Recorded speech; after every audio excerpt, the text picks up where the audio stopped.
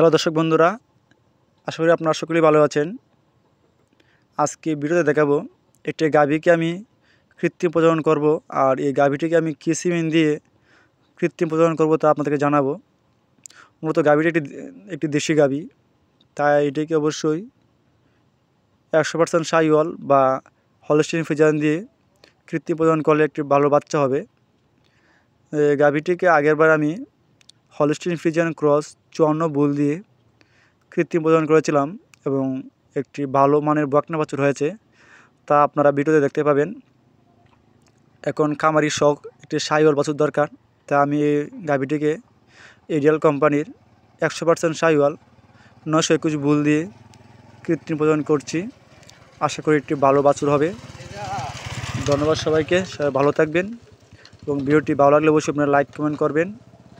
আর আপনারা দেখেন যেটা হলো হলস্টিন ফ্রিজিয়ান ক্রস বকনাটি, এটা গাভীর থেকে হয়েছে, খুব ভালো গ্রোথ আসছে। ধন্যবাদ সবাইকে।